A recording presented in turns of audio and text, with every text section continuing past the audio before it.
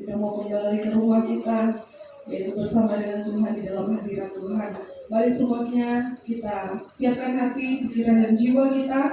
Kita mau berdoa, kita datang kepada Tuhan Yesus. Bapa kami dalam sorga, terima kasih untuk kebaikan-Mu dalam hidup kami. Terima kasih buat anugerah-Mu, kami masih bisa menikmati hingga saat ini. Dan kami masih diberi kesempatan untuk kami datang bersama dengan saudara seiman kami, ada di dalam rumah-Mu, di dalam bait-Mu Tuhan. Saat ini kami mau beri yang terbaik buat Tuhan. Biarlah kami benar-benar memuji Tuhan, menyembah Tuhan dengan senang hati, pikiran dan jiwa kami. Memuliakan Tuhan di rumah Tuhan, bersuka cita bersama dengan Tuhan. Karena Tuhan Yesus, Engkau Tuhan kami yang hebat, Engkau Tuhan kami yang ajaib, Engkau penolong kami, kekuatan kami yang sudah terbukti dalam setiap perjalanan hidup kami. Terima kasih Tuhan, kami mau bersuka cita memuji Tuhan, kami mau bersuka cita lebih lagi Tuhan, dan kami mau masuk lebih dalam di dalam hadirat Tuhan. Biar pujian penyembahan kami naik sampai dalam hadirat Tuhan, dan Tuhan senang atas setiap persembahan hidup kami kepadamu. Terima kasih Tuhan, bersama dengan umat-Mu kami siap memuliakan Tuhan. Semua yang percaya, semua yang siap beribadah, mari sama-sama katakan amin. Haleluya. Saya undang seluruh jemaat Tuhan untuk bangkit berdiri. Mungkin ketika masuk kita boleh satu sama lainnya. Bapak Ibu boleh keluar dari tempat, saudara bersama sama lainnya, atau di tempat duduk ya. Satu sama lainnya. Katakan berkat, Tuhan memberkati-Mu, Tuhan memberkati saudaraku, Tuhan memberkati saudariku. Haleluya, haleluya.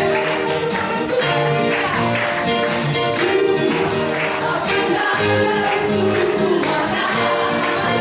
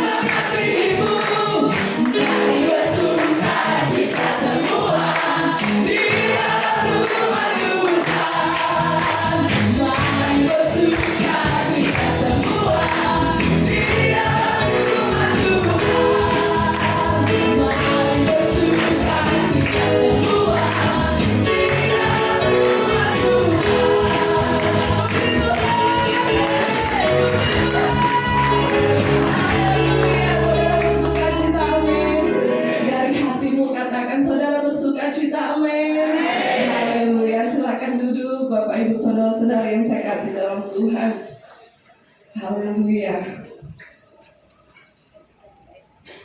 Sukacita dari Tuhan itulah kekuatan kita. Amin.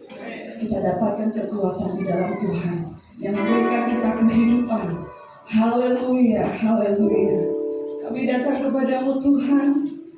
Kami bawa hidup kami sebagai persembahan yang hidup, yang kudus, yang berkenan kepadamu. Karena Tuhanlah kekuatan kami. Haleluya.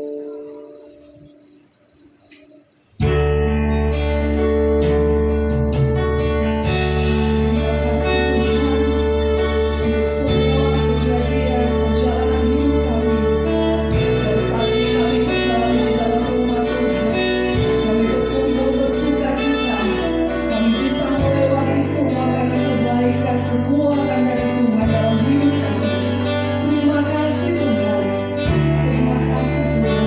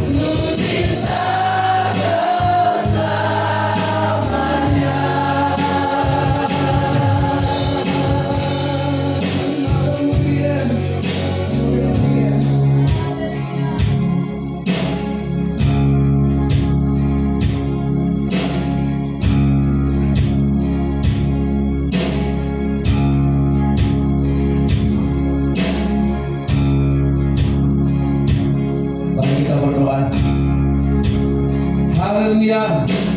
Elohim Adonai. Haleluya.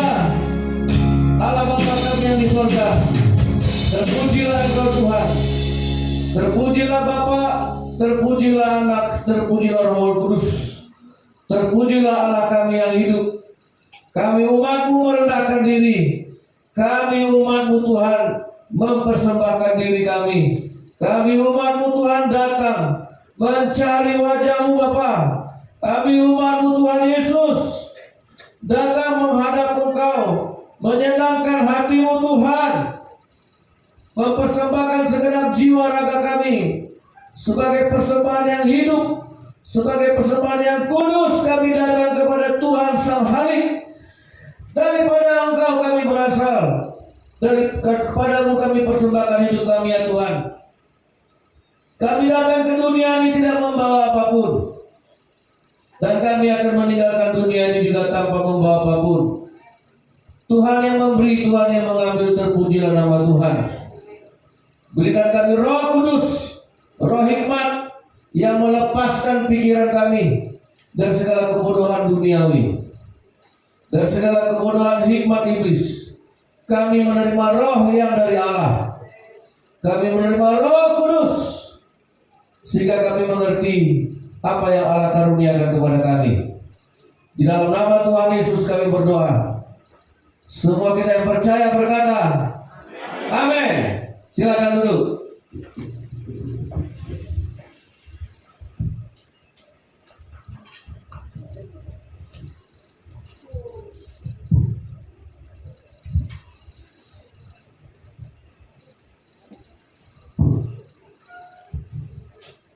Shalom. Shalom. Saudara masih ingat khotbah minggu lalu tentang kekuatan? Amin. Ya, tentang mercusuar. Ya, hari ini saya masih menyampaikan khotbah tentang kekuatan, karena ini anugerah yang luar biasa bagi gerejanya, dan di dalamnya ada janji Tuhan yang luar biasa. Amin. Siapa yang mau kuat? Amin. Ya, saudara yang dikasih oleh Tuhan. Ya, hari ini kita akan masuk dalam satu hal yang bagi saya sangat memberkati hidup saya, saudara yang dikasih oleh Tuhan. Tapi mari dulu kita ingat dan kita baca ayat ini, 1 Korintus 10 ayat 13. Kemudian nanti Yakobus 1 ayat 2. Kita baca dulu, kita pahami dulu beberapa firman Tuhan ini.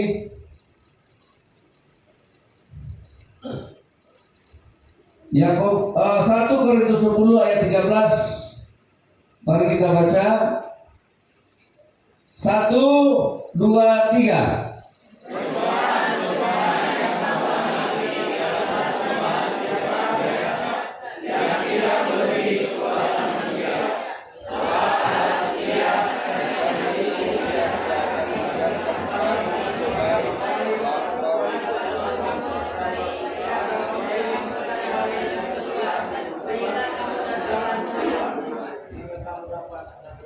Iya. Sekarang kamu itu kita ganti dengan saya. Ya.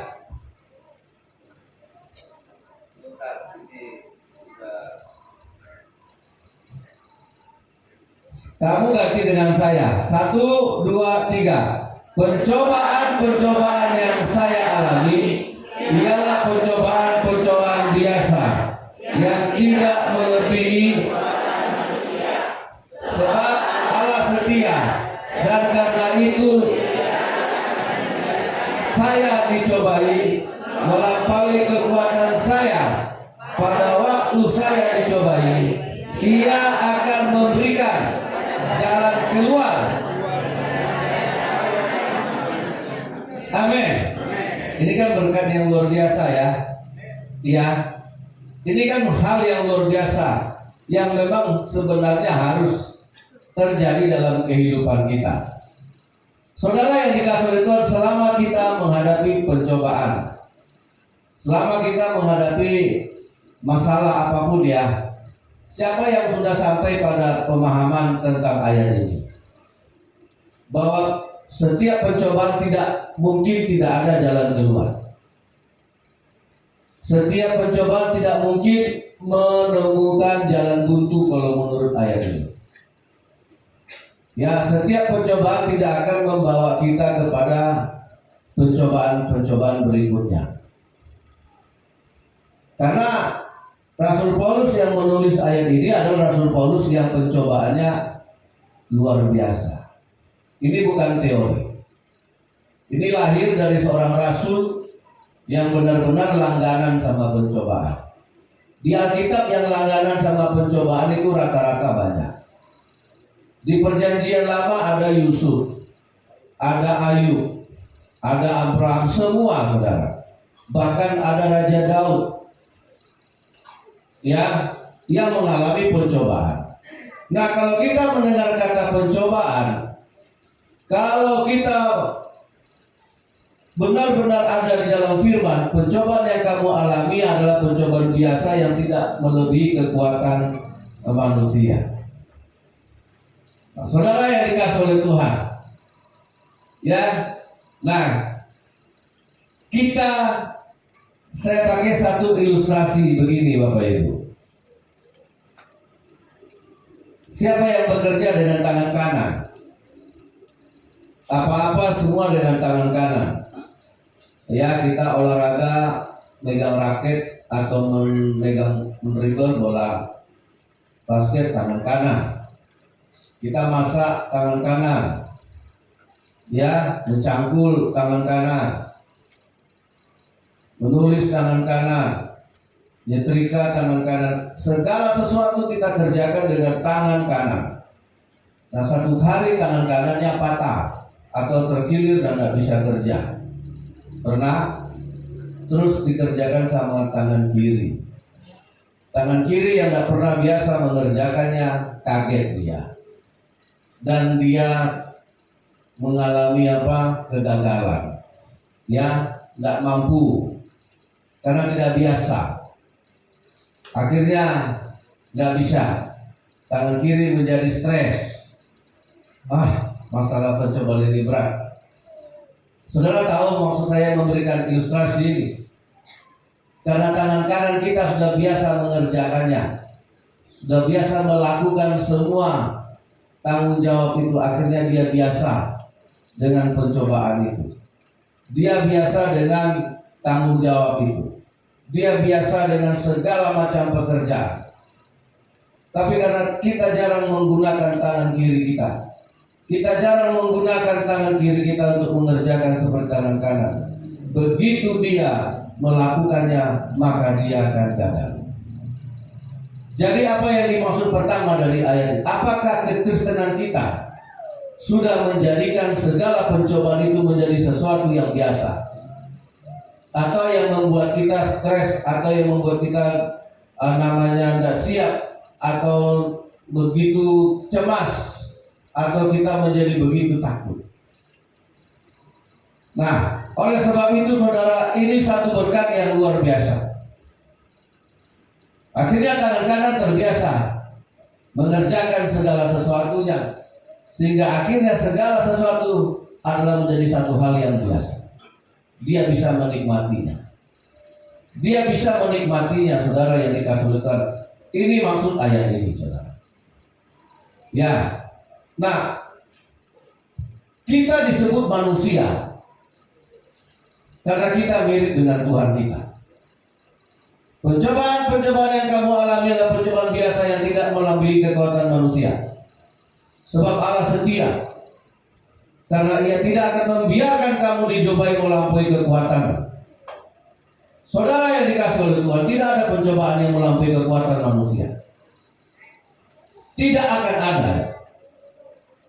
Nah, sekarang saudara yang dikasih oleh Tuhan, manusia menemukan kekuatannya di mana? Ya, manusia mendapatkan kekuatan itu di mana? Nah, saya mau jujur dengan kita. Kita juga mau jujur dengan Tuhan. Apakah kita mendapat kekuatan dari Tuhan? Atau kita hanya menyadari kekuatan yang kita dapatkan hanya dari makan sarapan pagi tadi? Nah, ada satu lagi ayat yang saya kasihkan buat saudara. Ya, sebelum saya masuk nanti ke sini. Sesungguhnya kita dapat kekuatan atau bukan? Yakobus 1 ayat 2 tadi saya sudah sampaikan. Nah, Yakobus pasal 1 ayat 2.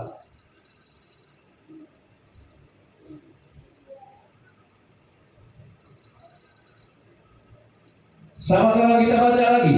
Ayo serta 1, 2, 3. Saudara-saudaraku, anggaplah sebagai suatu kebahagiaan apabila kamu jatuh ke dalam. Amin. Nah, ini lebih gawat lagi. Tadi pencobaan-pencobaan tidak melampaui kekuatanmu. Pada waktu kamu dicobai, Allah memberikan jalan keluar. Makanya pasti ada jalan keluar. Kalau kita kuat. Kalau kita nggak kuat ya putus asa, mengasihi diri sendiri. Ya. Nah, saudara, di sini anggaplah sebagai satu kebahagiaan apabila kamu jatuh ke dalam berbagai-bagai. Nah, siapa yang sudah merasa happy dengan pencobaan? Apa-apa ada di firman Tuhan. Saudara, apakah pencobaan membuat saudara umurnya jadi singkat, penyakitnya jadi kambuh? Halo? Apakah gara-gara masalah penyakit muncul semua? Dan saudara, seringkali mungkin kita mendengar teman kita begitu. Mungkin kalau kita jumpa masalah ini muncul, timbul penyakit ini. Nah, saudara-saudara, anggaplah sebagai satu kebahagiaan apabila kamu jatuh ke dalam berbagai-bagai pencobaan. Nah, tadi semua pencobaan biasa. Bagaimana dengan ayat ini, saudara? Nah, saya kasih contoh sederhana saja. Ya. Apakah kita langsung down begitu dapat masalah? Apakah kita langsung terpuruk dan hilang damai sejahtera, hilang sukacita semua dari pikiran kita begitu mendapatkan satu kabar buruk atau mendapatkan satu masalah? Itu sama dengan seorang anak yang sekolah. Ini anak-anak sekolah, kalian belajar tiap malam nggak? Nah, saya pakai contoh begini. Kita semua pernah sekolah. Bagi seorang anak yang tiap malam dia rajin belajar, setengah jam tiap malam dia belajar, setengah jam tiap malam dia belajar, dia beri waktunya belajar, saudara. Tiba-tiba besok masuk sekolah, guru bilang hari ini kita ujian. Anak-anak yang tidak pernah belajar akan kaget dan shock. Hah? Ujian, Bu? Iya. Belum siap, Bu. Sudah. Begitu gurunya bilang hari ini kita ujian, maka dia akan kaget dan siap. Tapi bagi anak yang selalu belajar tiap malam, dia kaget nggak? Dia tidak kaget. Hari ini kita ujian, dia bersuka cita. Nah, sebenarnya bukan ujiannya yang salah, tapi kita selalu menyalahkan ujian dan pencobaan. Hidup ini banyak hal yang tak terduga. Hidup ini banyak hal yang tak disangka. Karena manusia diciptakan Tuhan tidak punya pengalaman untuk hari depan. Kita tidak pernah tahu hari depan. Kita tidak pernah tahu hari esok. Jadi yang mau kita lakukan adalah bersiap dan berjaga-jaga. Amin. Makanya saudara yang dikasih oleh Tuhan, ketika pencobaan seberat apapun datang, orang yang senantiasa berdoa, orang yang senantiasa dikatakan firman Tuhan, ada beberapa hal yang engkau harus lakukan setiap hari supaya apapun pencobaannya datang, engkau tidak takut, tidak kaget, justru bahagia. Karena pencobaan itu akan membawa berkat. Amin. Karena pencobaan itu pasti membawa berkat. Berkatnya pasti ada. Saudara boleh baca di Mazmur.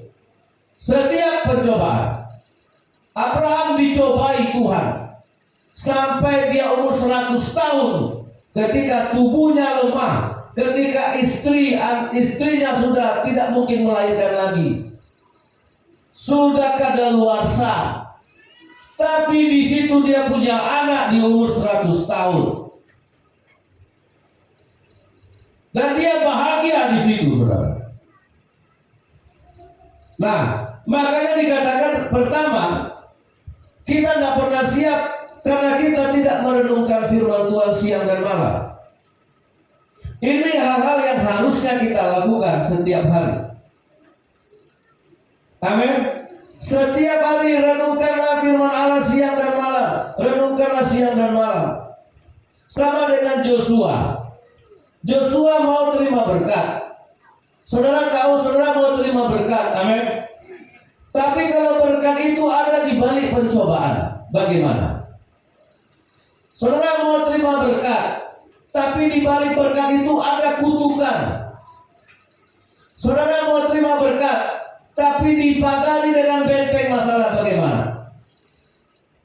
Memang begitu, saudara. Allah memberikan tanah perjanjian. Ini dia tanah perjanjian. Dikelilingi oleh 31 kerajaan. Itu masalah semua. Itu musuh berat, itu musuh besar. What to do? Berkatnya saya mau, pencobaannya saya tidak sanggup. Ya sama dengan anak-anak ini mau masuk sekolah, mau masuk pekerjaan. Masuk pekerjaan mau tesnya bagaimana? Lulus nggak? Ujiannya bagaimana? Lulus nggak? Karena nanti mau masuk universitas, emangnya kita sendiri yang masuk? Kita masuk barengan dengan orang-orang yang jago-jago. Nah, saudara, selalu tanah perjanjian itu dikelilingi 31 kerajaan, dan 31 kerajaan itu orang-orang raksasa. Berkatnya mau, mengalahkan musuhnya mau nggak? Berperang mau nggak? Menundukkan musuh mau nggak? Udah takut duluan. Iya, udah takut duluan. Itu makanya apa yang dikatakan, diajarkan Tuhan kepada Joshua. Setelah Musa mati, Musa pemimpin besar itu mati, bangsa Israel harus menerima berkat yang sudah dijanjikan 430 tahun yang lampau. Nah, semua kita ini punya berkat, saudara. Bagaimana berkat kita itu dibungkus oleh musuh? Bagaimana berkat kita itu dibungkus oleh kutukan-kutukan, penyakit dan segala macam? Bisakah kita menerima? Seperti Abraham. Abraham sudah ditentukan Tuhan punya anak umur 100 tahun. Tapi dari 0 sampai 100 tahun, bagaimana dia harus mencapai umur 100 tahun? Umur 50 tahun aja udah tahu. Nah, saudara-saudara, makanya dikatakan oleh Allah kepada siapa? Yosua, renungkan firman Tuhan siang dan malam. Renungkan firman Tuhan siang dan malam. Ayo, siapa yang merenungkan Alkitabnya siang dan malam? Angkat tangannya. Halo. Nggak mungkin engkau tidak akan terima berkat walaupun dikelilingi 31 setan. Direnungkanlah oleh Joshua siang dan malam. Direnungkanlah oleh Joshua siang dan malam, siang dan malam, siang dan malam, sampai kuat hatinya, sampai teguh hatinya, sampai mantap hatinya, sampai dia benar-benar kuat. Kemudian dia masuk tanah Kanaan. Dia lawan 31 raja, dia dapat memiliki tanah Kanaan. Amin. Kita mau berkatnya besar, saudara. Kita mau berkat Tuhan yang luar biasa. Tapi kita harus mau juga menghadapi pencobaan. Amin. Nah, saudara, ini anak-anak, kalian kan saya ajar nggak setiap hari Kamis, setiap Jumat doa untuk cita-cita kalian? Iya, saya ajar nggak? Di rumah kalian doa kan? Berapa lama lagi dia? Jadi kalau anak-anak ini mau mencapai cita-citanya, jangan sudah tamat kuliah, jangan sudah tamat SMA baru saudara suruh doa. Apa salahnya dia berdoa dari sekarang? Karena satu saat dia akan menghadapi pencobaan itu susah kerja. Anak-anak yang kuliah, tiap malam kau doa nggak untuk kerjamu?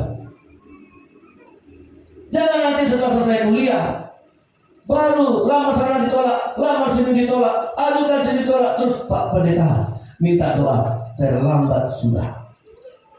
Kenapa itu tidak berdoa dari sekarang? Oh, belum butuh. Salah. Nah, saudara, anak-anak ini sudah saya kasih contoh. Saudara bisa bedakan mana nanti yang tiap malam dia berdoa untuk masa depannya dengan nanti yang udah tamat baru cari masa depan. Silakan dibedakan. Suatu saat mereka akan bersaksi. Suatu saat kita akan menghadapi pencobaan itu. Amin. Ya. Saudara, nah siapa yang punya anak? Saya doakan jodoh anak saya dari dia masih bayi sih sudah doakan. Pak pendeta ini terlalu cepat, terlalu dini. Karena saya tahu suatu hari itu akan menjadi satu pencobaan. Kalau pencobaan itu mau jadi berkat, dia nggak salah pilih orang, dia nggak salah pilih suami. Seperti saudara lihat artis, saya juga lihat wajahnya senang sekali. Wajahnya tanpa dosa, innocent, Kimberly Ryder. Gabriel sini, kau kenal ya? Selera kita sama ya. Nah saudara, nah apa kata orang? Ini wajah sekelas ini pun masih disakiti, ditelantarkan sama suami. Ya, gugat cerai hanya minta 5.000 uang apa namanya? Harta gono gini untuk uang asuh anak. 5.000 cuma dia minta, itu pun tidak dikasih sama suami. Nah, suatu saat kita akan menghadapi itu. Nah, kenapa nggak didoakan dari sekarang? Masih santai sekarang Pak Pendeta. Belum perlu. Nah, kebiasaan orang Kristen sudah terjerembab, sudah terdesak, sudah terpepet baru angkat tangan dan teriak-teriak. It's not Kristen. Itu bukan cara Tuhan mengajar kita. Cara Tuhan mengajar kita ketika pencobaan itu datang, kamu bahagia menghadapi. Amin. Nah, saudara, ada nggak orang tua mengingatkan? Atau saudara orang tua doakan anaknya? Berkati masa depan anak itu. Walaupun dia belum sekolah, mungkin dia masih TK. Bertahun-tahun itu didoakan. Ketika masanya datang, pencobaan yang dialami menjadi sebuah kebahagiaan. Ada amin? Berat nggak? Nggak berat. Tetapi kalau nggak berdoa, jadi berat.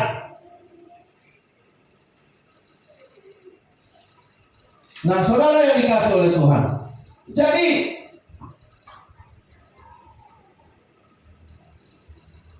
tidak ada pencobaan yang tidak ada jalan keluar. Dan orang Kristen harus memahami tidak ada pencobaan yang tidak akan jadi berkat. Bahkan Rasul Paulus berkata, dalam kelemahan aku jadi kuat. Amin. Dalam kesusahan pun aku jadi kuat. Dalam aniaya pun aku jadi kuat. Dalam ketelanjangan pun aku jadi kuat. Saya mau koreksi kekristenan kita. Ternyata kekristenan kita tidak punya dasar. Karena kekuatan itu ada pada dasar. Saya takut kita jadi orang Kristen. Maaf kalau saya gunakan, karena Alkitab menggunakan kalimat yang sama. Apa? Kita anggap kita kuat, padahal kita tidak ada dasar untuk kuat. Kayak gini lah. Apa dasar saudara untuk kuat menghadapi pencobaan? Doa. Ternyata doa kita juga tidak membawa apa-apa. Apa dasar saudara sehingga saudara bisa mendapati jalan keluar dari setiap pencobaan? Karena tidak mungkin tidak ada jalan keluar. Karena demikian janji Tuhan. Tapi kenapa kita tidak mengalaminya? Karena orang Kristen salah meletakkan bahwa kekuatan itu pertama ada pada dasar. Kekuatan itu ada pada dasar.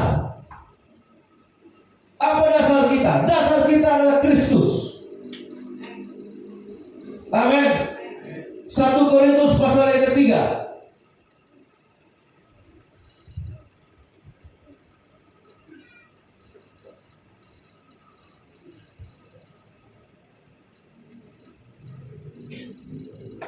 Sebentar saya cari 1 Korintus pasal 3 ayatnya yang 10. 1 Korintus 3 ayat 10. Sesuai dengan kasih karunia Allah yang dianugerahkan kepadaku, aku sebagai seorang ahli bangunan yang cakap telah meletakkan dasar, dan orang lain membangun terus di atasnya. Tetapi tiap-tiap orang harus memperhatikan bagaimana ia harus membangun di atasnya. Karena tidak ada seorang pun yang dapat meletakkan dasar lain daripada dasar yang telah diletakkan, yaitu siapa? Siapa dasar? Itulah kekuatan yang sebenarnya. Nah, makanya ada 2 perumpamaan 2 manusia. Pertama, manusia bodoh. Siapa manusia bodoh? Apakah manusia bodoh tidak pernah ke gereja? Pernah. Karena manusia bodoh dikatakan orang bodoh, dia mendengar firman Allah, tapi dia tidak melakukan.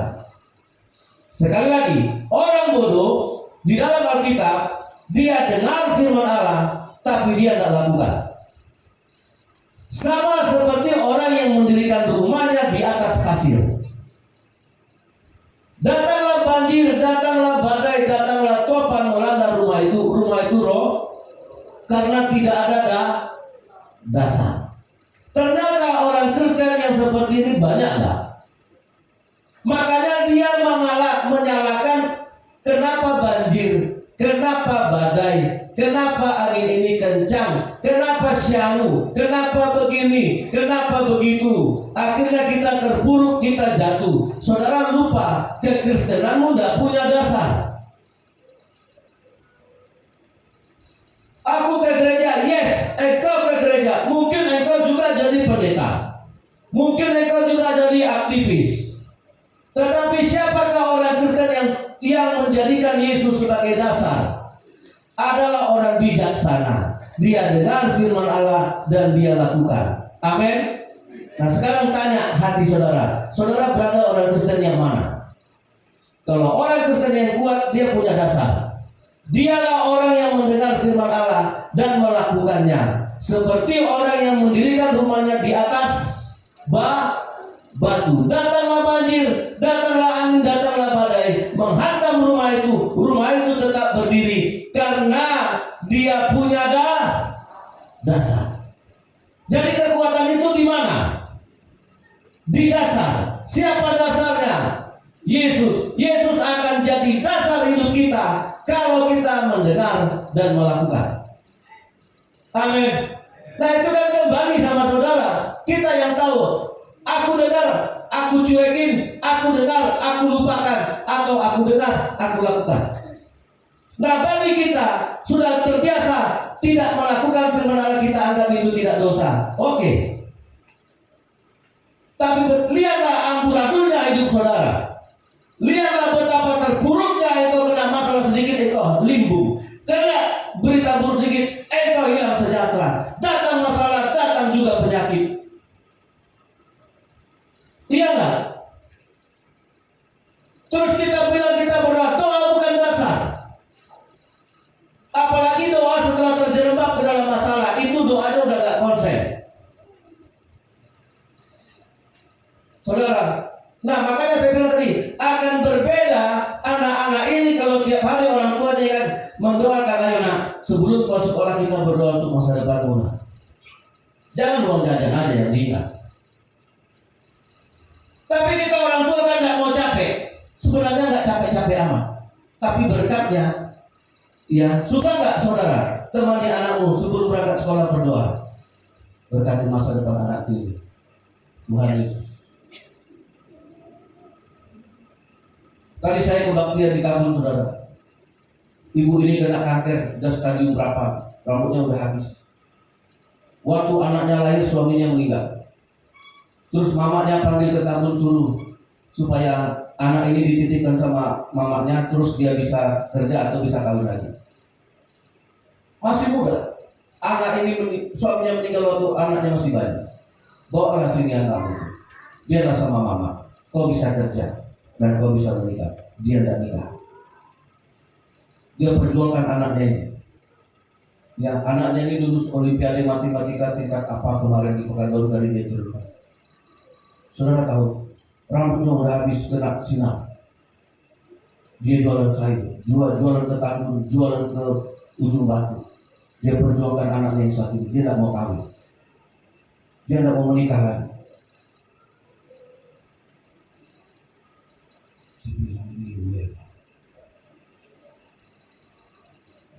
Anaknya masuk kemarin tanpa bayar apapun, dapat beasiswa. Jadi saudara, pada masanya pencobaan itu jadi berkat, dan kita memang harus kuat. Amin. Amin. Dan dia senang ada ibadah pagi.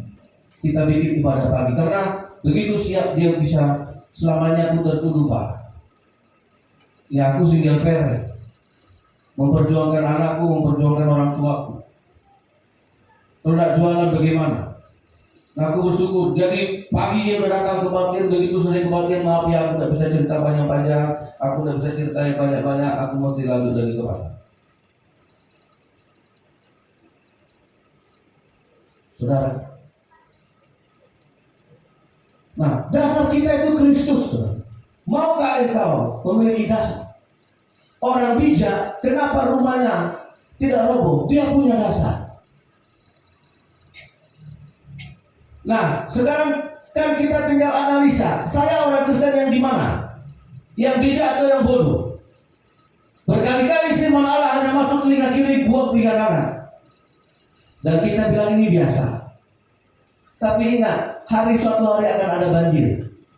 Orang bijak rumahnya dihantam banjir, orang bodoh rumahnya dihantam banjir juga. Pencobaan, musibah, bencana tidak memilih-milih. Amin. Ya, semua dihantamnya. Tapi siapa yang kuat, dia akan berdiri. Siapa yang tidak kuat, dia akan roboh. Saudara, jadi melayani ini pun bukan ukuran. Saya pun bukan ukuran kuat. Oh, sebagai pendeta bisa saja dia jatuh kalau dia tidak merenungkan firman Allah siang dan malam. Kalau saya bukan tipe yang batuan yang mendengar dan melakukan. Amin. Ya, makanya saya hidup berjalan kok, saudara. Saya kan pernah di mana kemarin saya bersaksi. Saya bilang sama istri saya dapat ada orang ngasih saya uang 50.000. Saya korbankan di mana kemarin ya? Saudara, benar saudara. Habis saya korbankan itu, habis saya ceritakan mimpi itu, keluarga saya dari kampung sana, udah apa? Udah 5 hari aku nggak kerja, aku nggak ada uang lagi di dapur. Boleh udah bantu aku? Kalau untuk makan saya bantu, untuk tuak saya nggak bantu, untuk rokok saya nggak bantu. Dia supir kerjanya, Tarutung si Bolga. Dulu, saya nggak tahu siapa. Saya bantu. Kalau tahu saya bantuan, uang saya bukan uang dari apa saya bilang. Ini uang dari Tuhan. Saya nggak mau sia-sia. Ya udah, terima kasih juga. Saya kirim. Saudara, tidak tahu berapa hari yang lalu datang orang ke rumah. Nanti berkat. Jadi ketika Tuhan mau memberkati kita, dikasihnya ujian itu. Amin. Tapi kalau ini tidak pernah dengar dan lakukan, kita tidak mau. Tuhan, aku lagi butuh kok orang kita. Tuhan, aku lagi perlu duit. Tadi aku mimpi. Kan mimpi dapat duit senang kan? Belum lagi masih mimpi aja udah senang, apalagi beneran. Iya kan? Tiba-tiba saudara dapat mimpi dikasih orang duit aja udah senang. Iya kan? Nah, mimpi aja udah senang. Saya setiap kali mimpi saya doakan Tuhan, ya juga. My dreams comes true. Amin, amin. Biarlah mimpi jadi kenyataan. Kalau kayak gitu kan pengen, maunya kenyataannya cepat. Tapi kenyataan yang terjadi, datang keluarga minta uang, minta tolong, wah terbalik ini. Nah kalau kita tidak dengar firman Allah, tidak lakukan, dapat nggak berkat? Akan gitu. Simpel.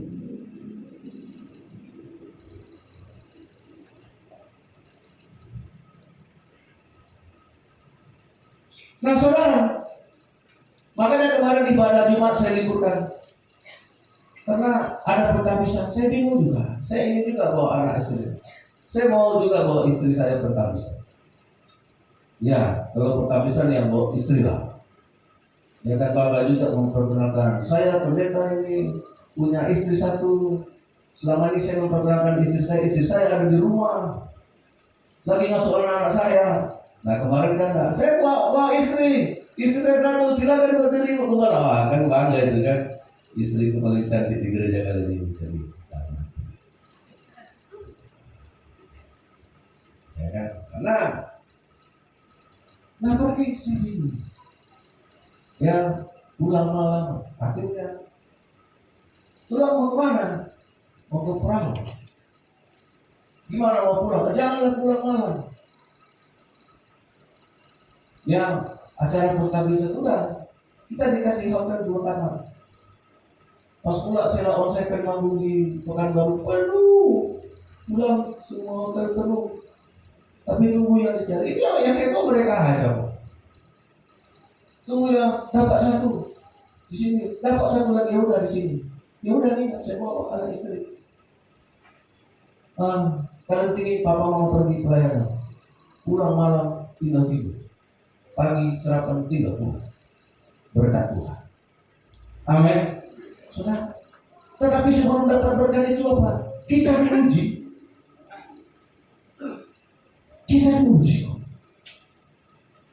Makanya setiap ujian terhadap iman harus menghasilkan ketekunan. Amin. Nah, jadi dasar kekristenan kita itu harus Yesus. Harus Yesus dasarnya. Kekuatan itu ada pada dasar. Amin. Nah, apakah saudara menjadikan Yesus dasar?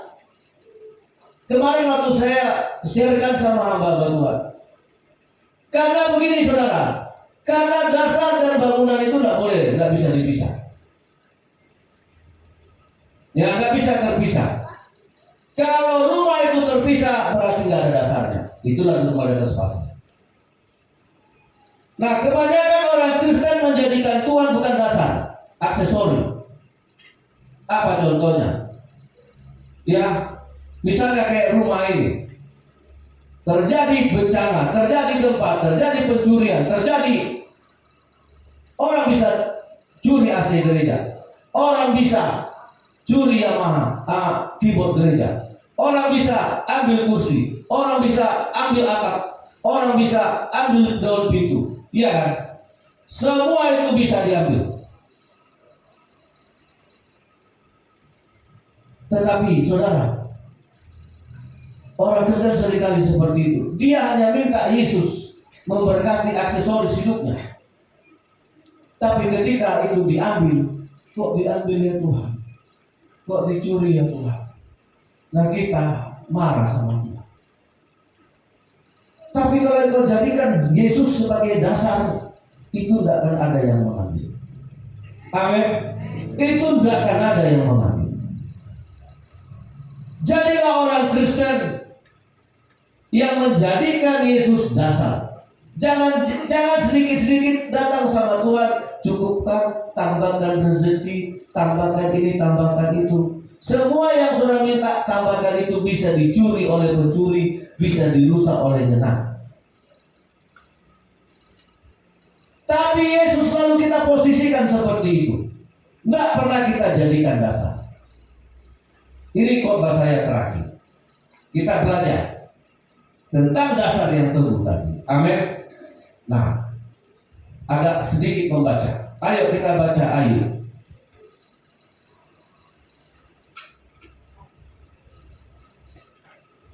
Ayub yang pasal 2 saja.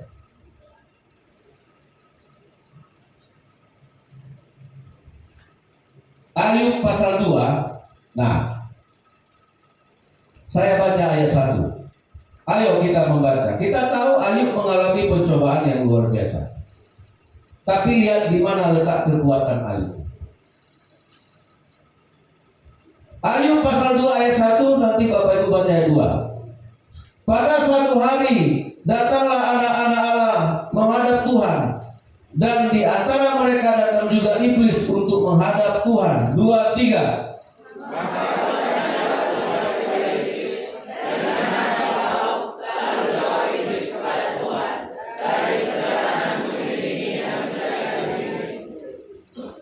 Nah, iblis berjumpa dengan Tuhan. Dari mana iblis? Jalan-jalan. Makanya kalau saudara sering jalan-jalan pasti jumpa setan. Benar? Yang panjang kakinya jalan sana, jalan sini. Ya, kalau ditanya, Tuhan, iblis dari mana? Jalan-jalan. Jumpa nggak adres? Sama kami dari boncengan. Nah, itu jawabannya. Contoh. Ayat 3. Firman Tuhan kepada iblis, apakah engkau memperhatikan hamba-Ku Ayub? Sebab tiada seorang pun di bumi seperti dia, yang demikian saleh dan jujur, yang takut akan Allah dan menjauhi kejahatan. Ia tetap tekun dalam kesalehannya, meskipun engkau telah membujuk aku melawan dia untuk mencelakakannya tanpa alasan. Ayat 4.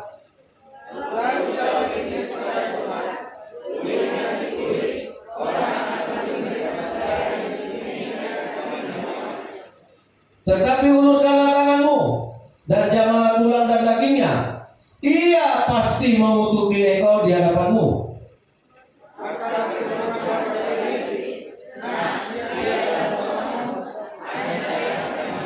Nah, ini yang mau saya maksud. Ulang lagi yuk, ayat 6. 2, 3. Maka firman Tuhan kepada, nah,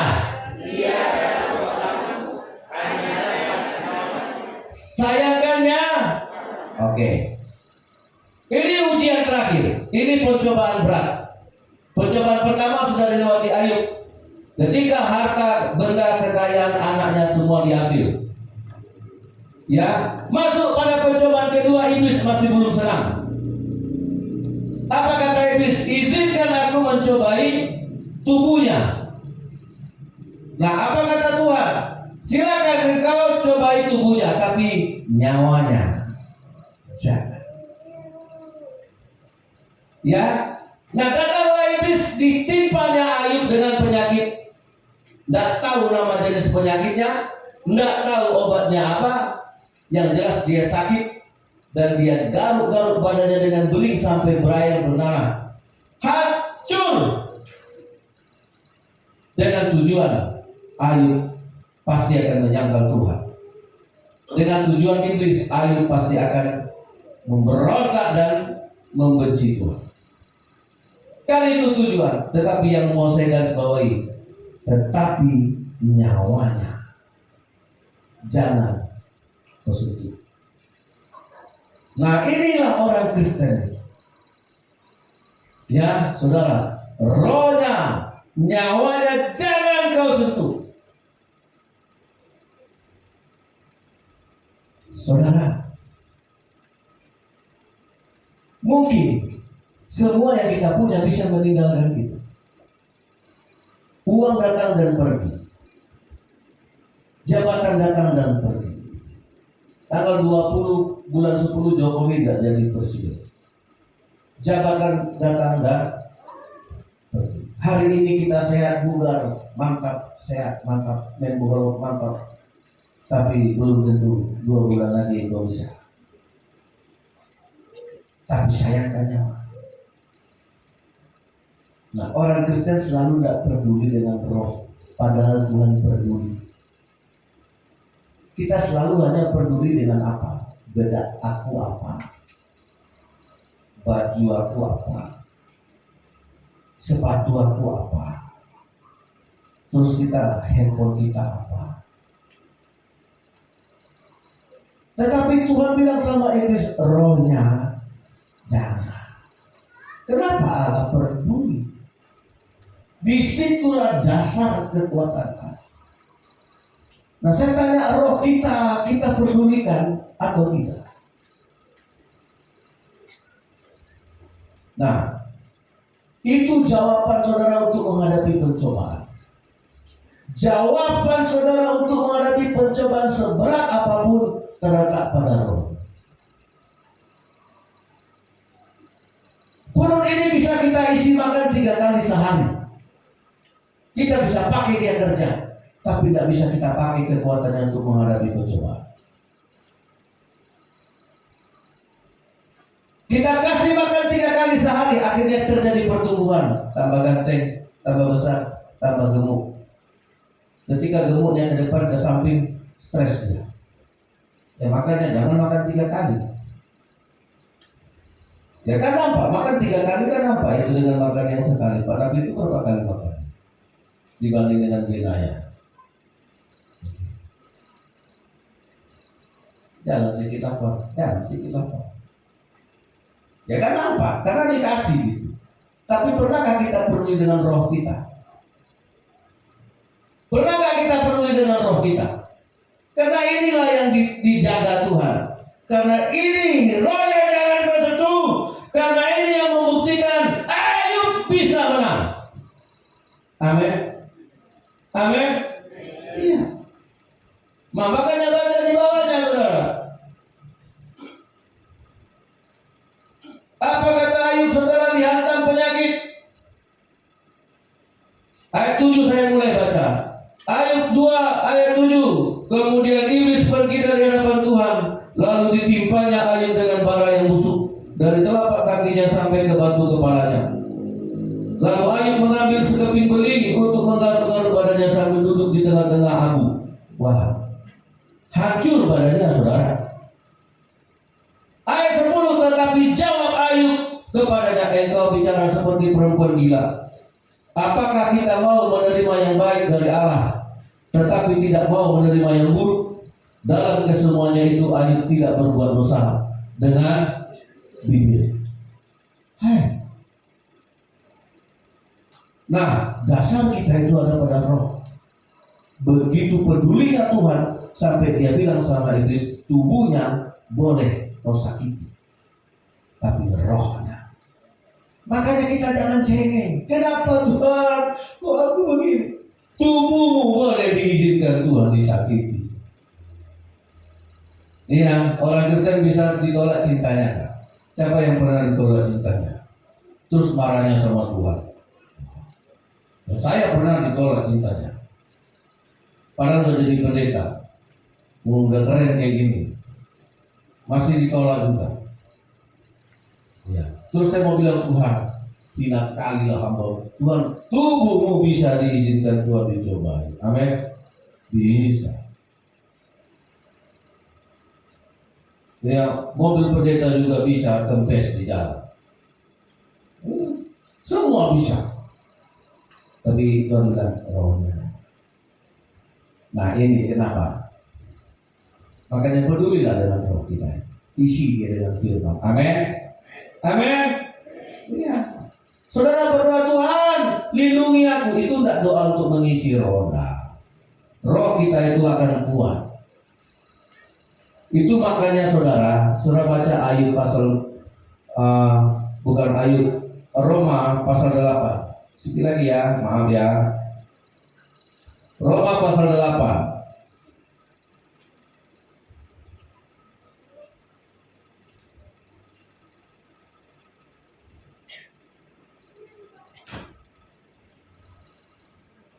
Sebentar saya carikan ayatnya. Ayat 15. Roma 8 ayat 15. Sebab kamu tidak menerima roh perbudakan yang membuat kamu menjadi takut lagi, tetapi kamu telah menerima roh yang menjadikan kamu anak Allah. Oleh roh itu kita berseru, ya Bapa, ya Aba. Amin. Kamu tidak menerima roh Nah, yang membuat kamu takut. Nah makanya Ayub takut gak dengan pencobaan itu? Gak takut. Yosua takut gak menghadapi 31 kerajaan itu? Rohnya, saudara. Nah makanya murid-murid Yesus ketakutan, guru bangun. Kau lihat, air udah masuk ke perahu, angin, badai, petir, topan menghantam perahu kita akan tenggelam. Yesus enak tidur, enak gitu ya. ketakutan. Yesus tidur di buritan kapal. Terus Yesus bangun, ada apa? Kenapa kalian kurang percaya? Murid-muridnya udah kejang-kejang semua, melihat kapal akan tenggelam. Yesus tidak takut. Dan Yesus bilang, angin badai, reda. Jadi saudara yang dikasih itu, terus di mana roh? Kamu tidak menerima roh perbudakan yang membuat kamu takut. Kamu menerima roh yang membuat kamu jadi anak Allah. Amin. Jadi siapa? Anak Allah. Tetaplah jadi anak Allah. Makanya saudara, endingnya itu tidak ada pencobaan yang tidak mendatangkan berkat. Ayub pasal 42.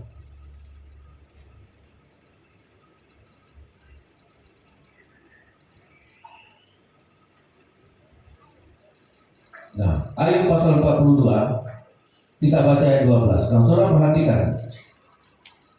Ya, Ayub yang tadi dicobai tadi. Ayub pasal 42 ayat 12.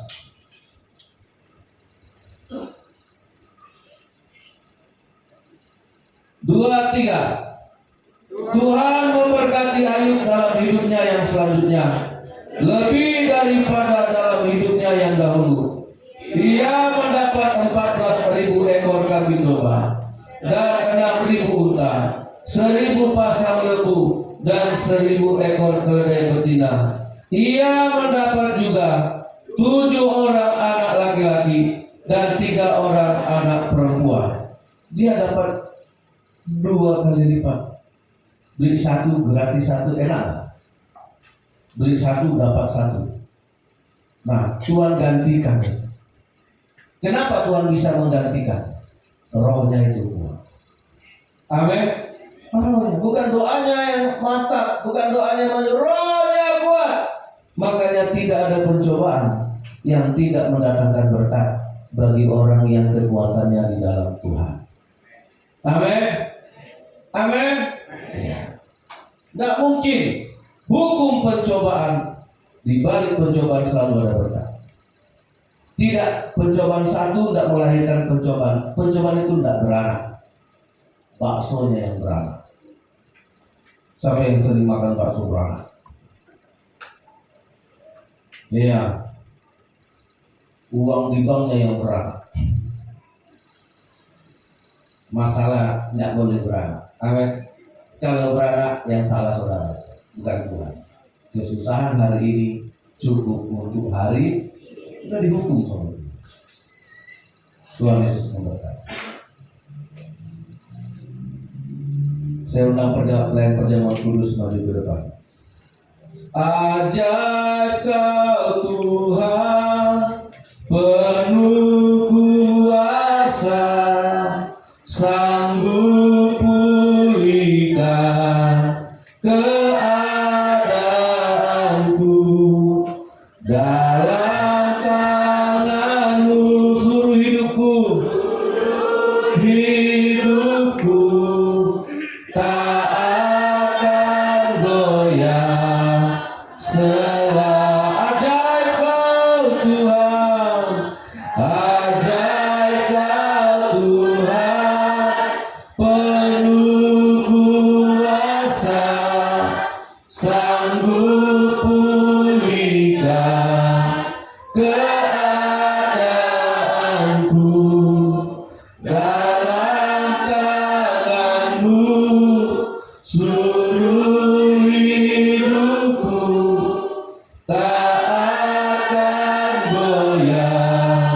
Sekali lagi katakan, semuanya angkat suaranya. Ajaib Kau Tuhan, penuh ku sanggup pulihkan, sanggup pulihkan keadaanku. Amin. Amin. Haleluya. Dalam tangan-Mu seluruh hidupku tak akan goyah. Setelah saudara angkat tangannya yang mau dipulihkan. pulihkan Tuhan. Mungkin kita datang dengan satu penyakit, kita datang dengan ada masalah, ada pencobaan. Jangan lemah, engkau harus kuat. Engkau harus pulang sebagai pemenang. Biarlah firman ini masuk dalam roh kita. Tubuh boleh lemah dan diuji, tetapi roh kita kuat. Angkat tanganmu Bapak Ibu. Ajaib Kau Tuhan, penuh kuasa, sanggup pulihkan keadaanku. Dalam tanganmu, seluruh hidupku tak akan goyah selamanya. Mari kita berdoa, kuatkan aku Tuhan. Rohku kuat, Yesuslah dasar kekuatanku. Haleluya. Bapa, di dalam nama Yesus, roti ini adalah tubuh Yesus Kristus yang kudus. Karena kekudusannya lah tubuh ini dikorbankan untuk menjadi penebusan bagi kami. Anggur ini dikuduskan di dalam nama Yesus, menjadi anggur perjanjian, darah perjanjian yang dimateraikan di dalam nama Yesus. Pulihkan kami lewat tubuh dan darah Yesus. Seperti tubuh Yesus, demikianlah tubuh kami menang dalam pencobaan. Haleluya. Amin.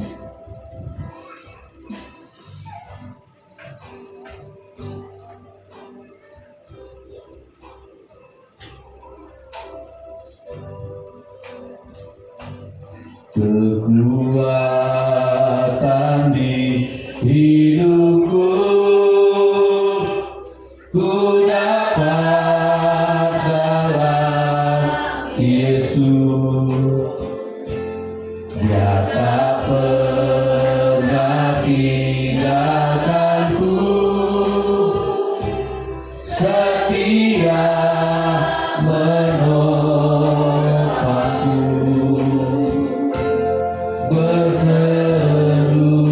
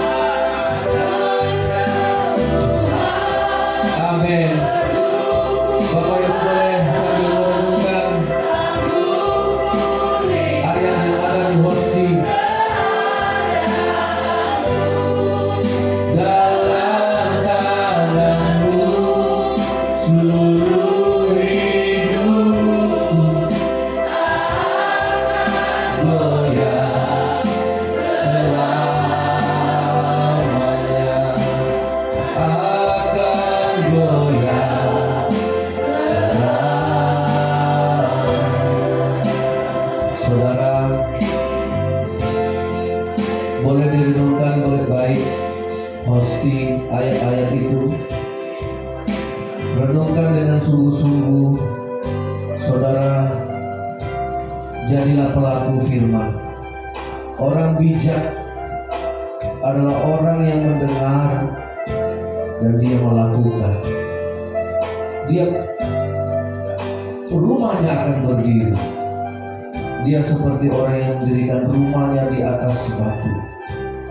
Banjir datang, topan datang, badai datang, rumah orang bijak tetap berdiri. Renungkan firman Allah itu dengan niat. I want do it. Saya mau lakukan. Kalau saudara hanya mendengar firman Allah tapi engkau tidak mau lakukan, datanglah banjir, datanglah pencobaan, engkau akan runtuh. Saudara, ambil keputusan hari ini. Jadilah orang bijak. Dengar firman Allah yang saudara terima itu, lakukan. Apa yang dikatakannya, lakukan. Satu saat percobaan akan jadi berkat bagi saudara. Haleluya.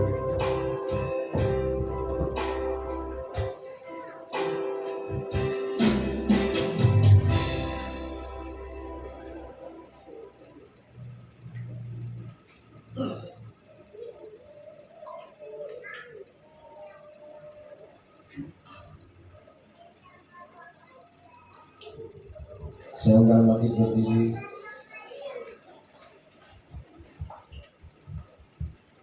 Haleluya, kita siapkan hati kita. Anak-anak siapkan hatinya untuk menerima roti ini. Roti ini adalah tubuh Yesus yang tidak berdosa. Biarlah tubuh ini menjadi tubuh yang membawa kekuatan. Haleluya. Angkatlah roti di tangan kanan. Beginilah firman Tuhan. Sebab apa yang telah kuteruskan kepadamu telah aku terima dari Tuhan Yesus, bahwa Tuhan Yesus pada malam waktu ia diserahkan, ia mengambil roti, dan sesudah itu ia memecah-mecahkannya dan mengucap syukur atasnya. Inilah tubuhku yang diserahkan bagi kamu. Perbuatlah ini menjadi peringatan akan aku. Dalam nama Yesus, terimalah roti ini menjadi tubuh Kristus. Amin.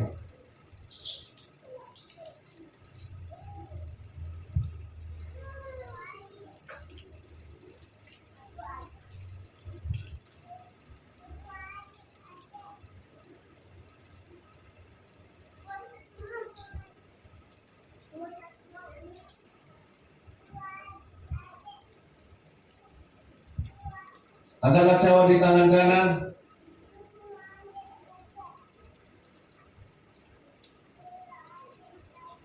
Beginilah firman Tuhan. Demikian juga ia mengambil cawan sesudah makan, lalu berkata, cawan ini adalah perjanjian baru yang dimateraikan oleh darahku.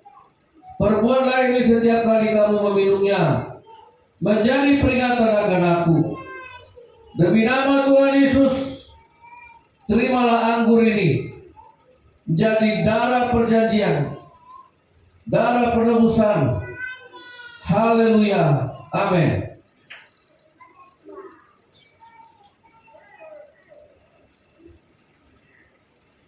Mari kita bersyukur kepada Tuhan. Terimalah Yesus dalam hidup saudara. Jadikanlah dia dasar hidupmu. Jadikanlah dia tempat kita berpijak, dasar untuk membangun hidup kita. Haleluya. Terimalah Yesus sebagai jalan kebenaran dan hidup.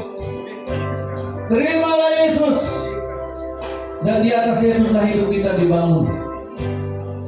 Karena akan ada badai, akan ada banjir, akan ada angin, akan ada topan. Berbahagialah engkau jika satu saat tidak roboh karena berada di atas dasar yang benar. Di dalam nama Yesus kami bersyukur karya-Mu Tuhan, campur tangan perbuatan-Mu, firman-Mu lah Tuhan Yesus yang menjadi makanan bagi roh kami, sehingga roh kami kuat, roh kami hidup, roh kami dijaga oleh Tuhan. Kami tidak menerima roh perbudakan yang membuat kami takut, melainkan kami menerima roh yang menjadikan kami anak-anak Allah yang berseru, "Ya Bapa, kami yang di sorga, berkatilah kami." Haleluya, amin. Silakan duduk.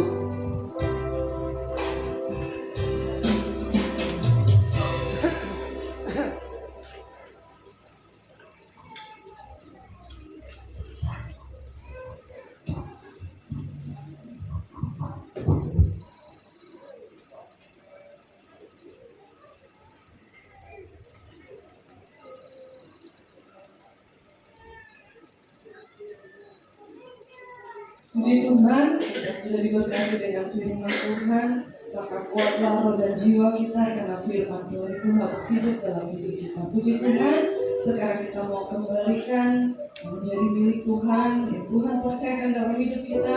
Kita berikan dengan sukacita dan kita berdoa agar persembahan yang kita berikan kepada Tuhan sampai di hadirat Tuhan, diterima dan berkenan di hati Tuhan.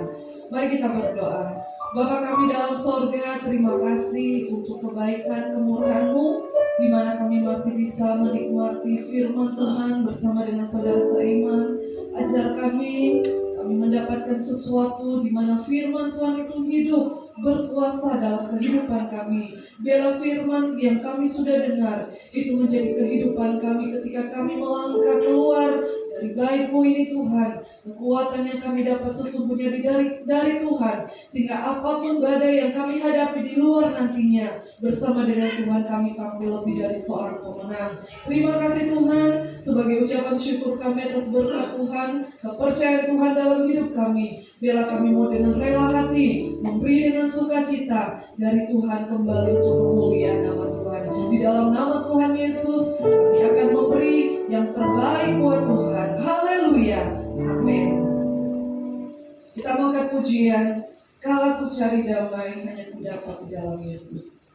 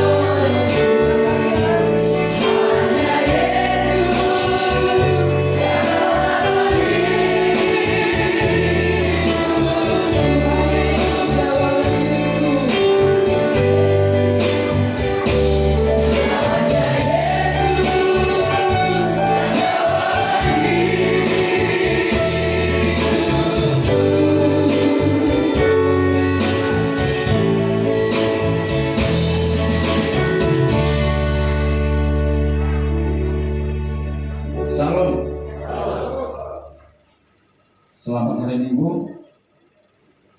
Tuhan Yesus memberkati seluruh jemaat yang saat ini setia mengutamakan Tuhan, tetaplah setia beribadah sampai Tuhan Yesus datang.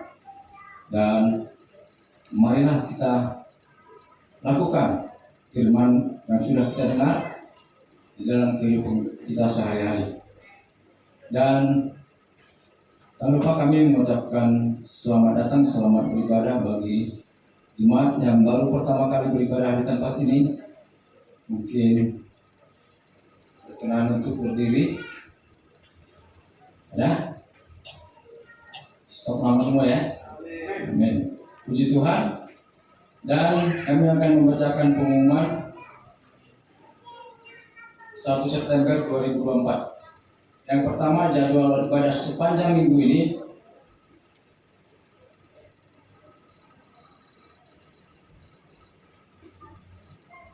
Kebaktian sekolah minggu dilaksanakan pada hari Minggu masuk pukul 7.30 dan kemudian dilanjutkan dengan ibadah umum masuk pukul 10 seperti yang kita laksanakan saat ini. Kemudian Senin kita melaksanakan kebaktian keluarga Rayon Salo, namun nanti dilaksanakan pada hari Kamis juga. Hari Kamis.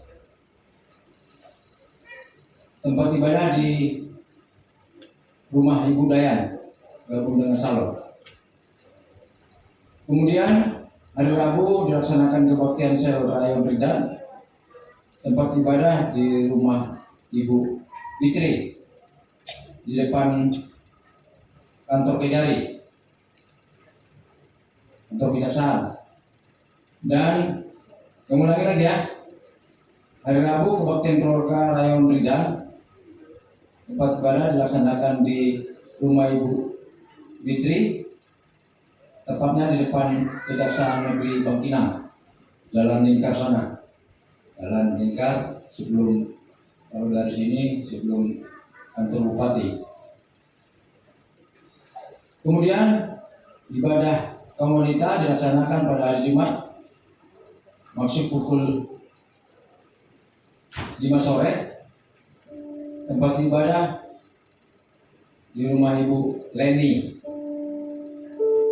Kemudian dilaksanakan juga kebaktian pelajar remaja masuk pukul 5 sore.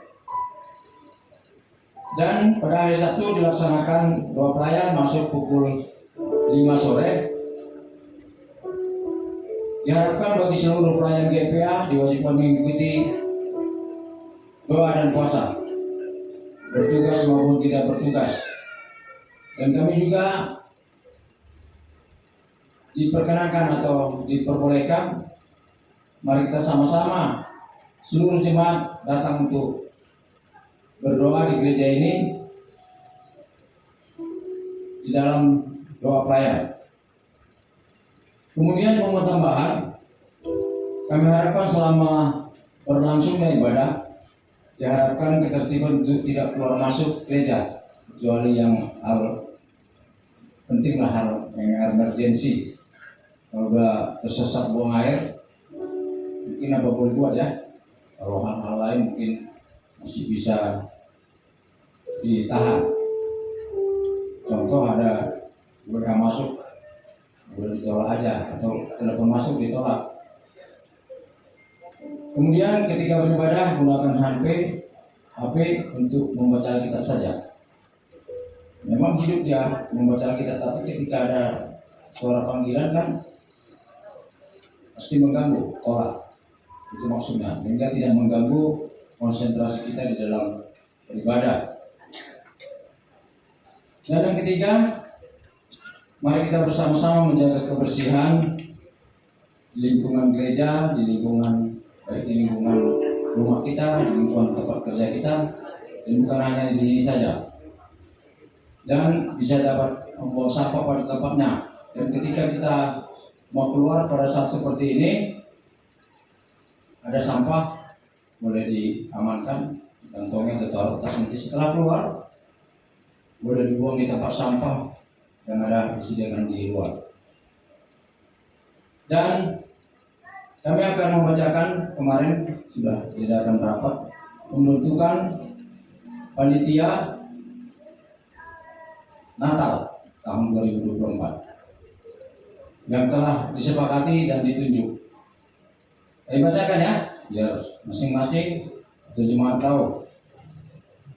Yang pertama, Ketua Panitia Natal yaitu Bapak Enos Sihota. Mungkin bisa berdiri.